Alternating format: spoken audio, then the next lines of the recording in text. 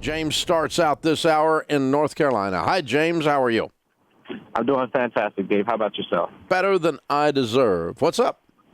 Okay, so I'm a college student, and I was just listening to the guy you had on before talking about high school students and college students, and I just wanted to know of ways that I could save money and stay out of debt and still, work part. Well, I'm working part-time now, going to school, and right now I'm saving up to to move into my first apartment.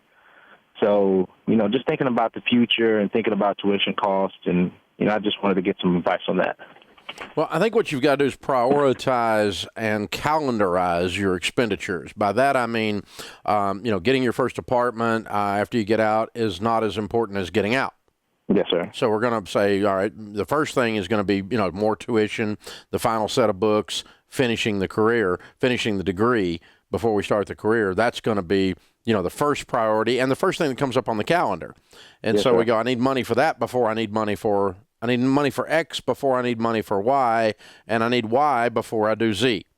Yes, and so you lay kind of out an order, and then that begins to give you an attack mode. And then you put dollar amounts beside those things, and you compare that to the income you're creating and go, hey, how am I going to do this?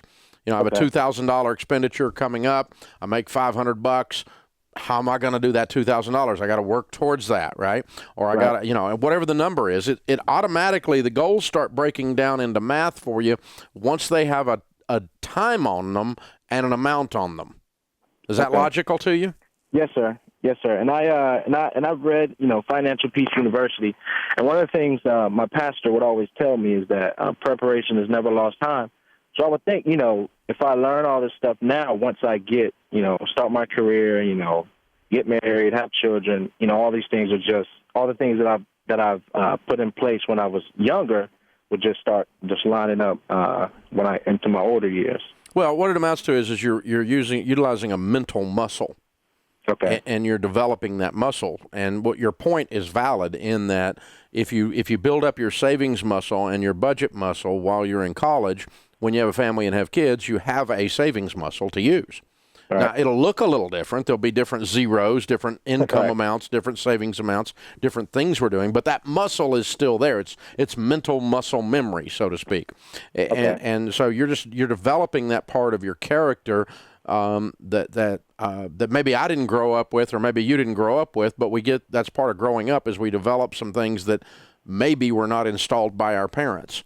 And we can move beyond that, and that's a cool thing. That's perfect. Nobody's parents are perfect, and so nobody's upbringing is perfect. So you just learn something that you didn't have before by developing that muscle. And the cool thing is when you're doing it at the college level with a part-time job, that's kind of like on training wheels. And then when you get the big job, now we're ready to ride the big bike kind of thing. And so you're exactly right. You're dead on track, James. Very cool. You're going to be in great shape, man. It's an honor to talk to you. Hey guys, thanks for watching. If you enjoyed this video, click the subscribe button to get the latest content and check out these other great clips from the show. So you have to break the cycle. You have to flip this thing on its head and make it behave. You've got to get so fired up and wired up that your broke friends think you've lost your mind.